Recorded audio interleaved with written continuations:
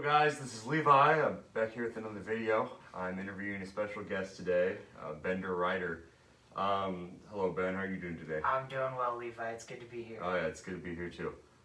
So first to start, what is your occupation? Yeah, so my name is Bender Ryder, and I am currently serving as a youth pastor at a church in Tracy. Awesome. What is the name of that church? The name of the church is Grace Church. It has a Baptist roots to it, and so been there for just about 2 months now. Awesome. So tell me a little bit about your family.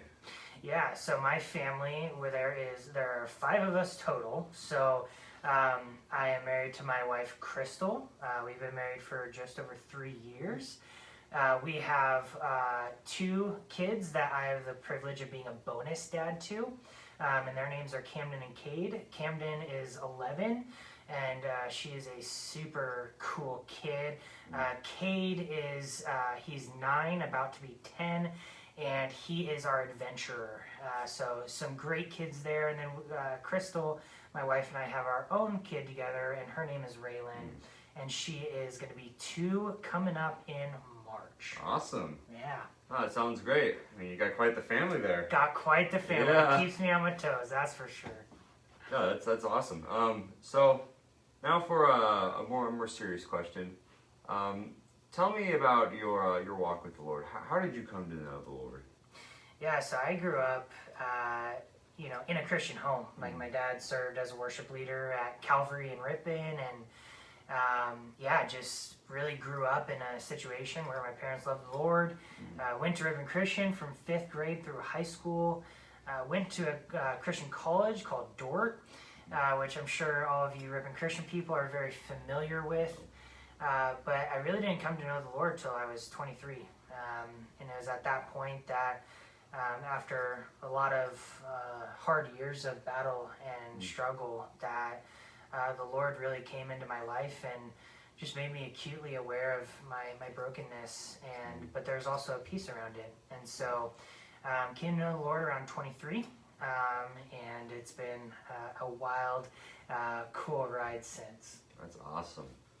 That's great. Okay, Ben, so tell me, how did you become a youth pastor? Yeah, so when I went to Dort for my bachelor's degree, I actually had my degree in social work. I really knew that I wanted to enter into a career where I was helping people, because I've always loved people, I've always loved hanging out and talking to people, and I kind of knew that I wanted to work with youth. I always thought that I was going to become like a juvenile correction officer at the time of getting my degree in social work, so I moved back to California after a couple years of working in Iowa, and was working for a behavioral health organization out of Stockton when really felt the call from the Lord to head into ministry. Wow. And And so it was at that point that the doors began to open, and I began to serve and volunteer at Calvary's youth group, and an opportunity came up for me to become the interim youth pastor, and took that role and really went with it, and here we are almost 5 years later. Wow. Still doing it and loving every bit of it. Wow, that's great. So you said that you went to Dort. Tell me more about Dort. Yeah, so Dort is Sioux Center, Iowa. Definitely bounced around in career path ideas. Definitely at one point thought I wanted to be a nurse. Went through a semester of nursing school and was like, yeah, this is not for me. And nurses work hard, man. And so I went back into social work, really found my place there. And so I graduated in 2014 with my degree, with my bachelor's in social work. And I'm actually currently in my master's program for my master's of divinity at Knox Theological Seminary, which I will graduate, Lord willing, in December of this year. Wow, congratulations. Thanks, man. I'm super excited. Ready to be done. Oh, yeah, that of course. So, how do you, this is an interview for my English class. So, tell me, how do you use the English language arts in your career?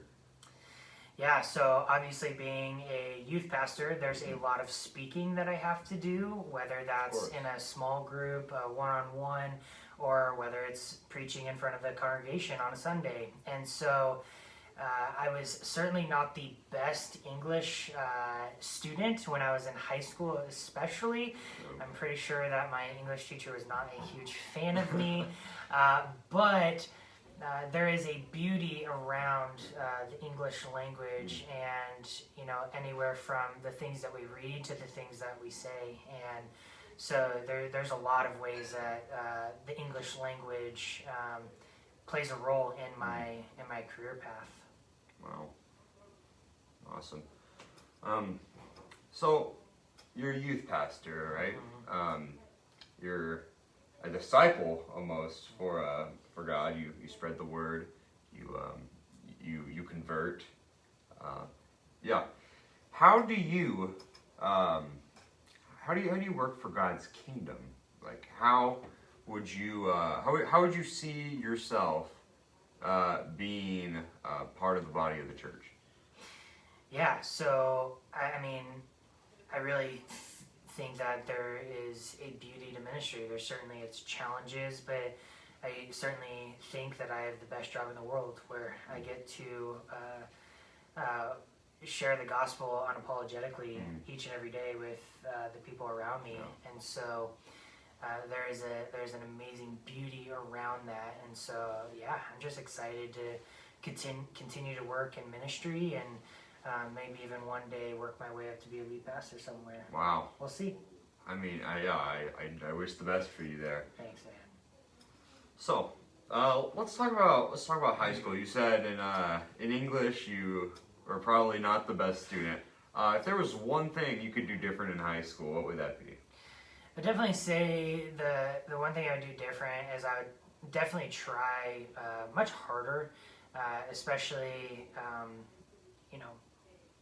really throughout my entire time in high school. I really wish that I would have made a better effort in my classes. I really didn't necessarily care about my homework. I was probably a C student through most of my high school, when I have the ability to be a much better student. And so I definitely would say that I just wish I would have tried harder. I would have taken it more seriously, just because it affects your college. It affects scholarships. It affects all of those things that I just wish that I maybe had a more serious attitude around the little things, rather than waiting until the last minute to do my homework because I wanted to play video games or go hang out with friends. Yeah, I definitely suffer from that.